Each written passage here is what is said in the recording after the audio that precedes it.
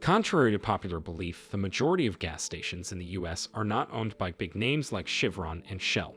Instead, they are operated by individuals like you and me.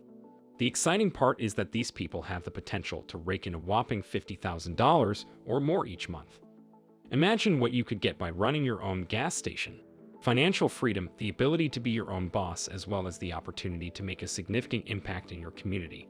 If you're wondering how to get started, don't worry, we've got you covered. In this video, we will walk you through everything you need to know to start your own gas station business. From all the costs you should expect as you enter the business, the unexpected way gas stations make the most of their money. Hint, it's not through selling fuel, so don't miss out. Welcome back to PST Finance. We'll begin our video by telling you 3 ways you can get into the gas station business. The first one is rather direct. Buy someone else's gas station business, and the second one is building one from scratch, while the third way is buying into a franchise like BP or Chevron. You might think that buying into a franchise is the most logical and cost-efficient option here, but the truth is it could cost you a lot more money down the line. For example, if you buy into a franchise for a gas station, you're going to have to pay a leasing fee for the land that the gas station is on every month or every year, depending on the lease. Notably, the average leasing cost for a gas station in the US stands at approximately $2,500 per month. In addition to that, you're going to have to pay a monthly amount to whoever you're getting that franchise from, which could significantly impact your profits. On the other hand, buying your own gas station business is a lot cheaper. That's because if you buy a business, you own 100% of it and won't have to pay leases. So if you want to get into this business for the long term, the best thing to do is buy a gas station business. Now that you know how to get into the business, let's talk about how you can actually buy a gas station business. Websites like bizbuysell.com allow you to look up businesses for sale based on your state or wherever you want to start the business. Overall, gas station businesses start from $100,000 and could go up to a few million depending on the size of the business. But don't start scrolling through the thousands of gas stations on the website just yet. We're going to give you some tips for starting your own gas station business and running it profitably. The first step is important if you're a beginner who knows nothing about the gas station business. You could ask around gas stations in your area and talk to employees or managers to make use of their expertise, or even get a job at a gas station yourself so you completely understand what you're getting into. Once you gather enough information about how the business works, you must pick a good location. Imagine 2 gas stations in the same city.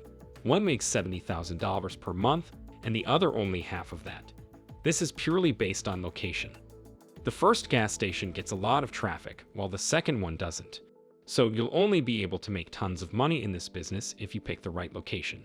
But what makes a gas station's location good? A great location for a gas station business has high traffic volumes and visibility from passing traffic at the same time, as you want everyone driving by to be able to see your business. It also needs to be easily accessible so your customers can enter and exit the gas station without difficulty, so you don't lose customers to the nearest competitor. That is why the first step to finding the best location for your business is to look for accessibility. You should look for areas on a road, highway, or intersection, not somewhere consumers may have difficulty finding the gas station. You could visit the locations yourself and use the services of the gas stations there in order to determine if that location is convenient. You can even visit multiple times to check the traffic and see how many cars pass there or how many people visit the gas station. When picking the location, it's important to avoid areas with construction sites near them, since this can make filling up their cars challenging for your customers. In addition, if a construction project results in a major road or highway closing, traffic will decrease and you will lose customers. So you must be aware of any future construction projects that will take place in the area. For our next location tip, we'll say don't get intimidated by competition nearby. If you find a good location with really good traffic but with another gas station nearby, you don't have to abandon the location. Just think of a game plan for how you can beat your competitors.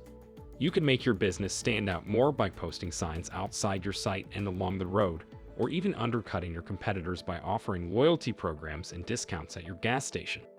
It is also a good idea to advertise your discounts by having big signs near a major highway or road so that customers can see what you are offering. You need also to consider the fact that there are multiple types of gas stations. Sure, you could buy a gas station that only sells fuel for a lower cost, but you can also invest more and buy one that has a convenience store that you can sell stuff in to increase your revenue streams, or a gas station that has a car wash. Now that you have the location picked out, you can buy it right away if you're able to afford it. However, if you don't have that $300,000 to buy a gas station, you can go to your bank to get a loan or ask the person that's selling the gas station to do owner financing. Owner financing means that the seller finances the purchase directly with the buyer, either in whole or in part. You might be thinking, who would agree to that? And you're right to think so, since it can add a lot more risk to the seller. But it can also be advantageous to both parties since it eliminates the costs of a bank intermediary, and because owners are often more willing to negotiate when you offer them extra income in the form of interest. It can also help a property sell much quicker. So you can get a good deal on the location, but it's not always as good as it seems, so you should watch out for scammers who might lie and say that their gas station business sees more traffic than it actually does, which means you need to do your own research and even visit that gas station yourself a few times in order to evaluate the traffic there. You can even use Google Maps for this since it can tell you if an area is busy and what its peak hours are. Additionally, some roads might be highlighted in red or orange on the map, which means that there's a lot of traffic. Now that we discussed the criteria for a good location and how to get financing, let's talk about the costs you should consider while running a gas station business. The most important cost when running a gas station business is salaries for employees. If you think you don't need employees and you'll manage the entire operation by yourself or with the help of friends and family, I guess that's fine. But you should also consider the end game of getting into this business: owning multiple businesses. You can still make good profits by running a single gas station. In fact, some gas stations on bizbuysell.com sell for around $270,000 and generate a cash flow of around $140,000. On the other hand, you can earn much more than that amount if you own a route with several stations, and even more if you decide to sell that route in the end. So if you want to make it big, you have to employ other people to help you grow the business. Other costs that you'll have to consider are the costs of insurance. If you're wondering how much is that, it varies from place to place, but Insurance, an educational platform on insurance, says that the average gas station insurance cost is $100 per month or $1,200 per year for $1 million in coverage, and this insurance is offered by multiple companies like Next Insurance and CoverWallet Business Insurance. You also need to consider the maintenance costs for fuel pumps, which are around $75 and $250 for one pump's parts if you decide to do it yourself, and can go up to $400 and $600 if you decide to hire a professional. There are also the costs of getting a permit from your state or city, but don't let this discourage you. If you're buying an existing gas station business or getting into a franchise, then most of this paperwork would be already done, and all you have to do is ask the seller to transfer it to you. This is why buying an existing business is better than building one from the ground up, since you'll avoid the tiresome legal processes. All you need to have is a good lawyer who will handle the paperwork for you at the start, and you won't have to bother with most of it. If your gas station has another business, like a convenience store, you must also account for their costs. For example, a small convenience store can sell as few as 500 items, while a medium-sized store might sell up to 2,500 items. On average, you should expect to pay at least $20,000 in initial inventory costs. Finally, you should account for the costs of filling up your gas inventory. You don't just open a gas station. The fuel pumps stay running 24/7, so you'll have to buy fuel constantly. On average, the initial inventory for gasoline and diesel can cost you around $10,000 to $50,000. Meanwhile, the monthly gas restocking expenditure can span between $15,000 and $45,000.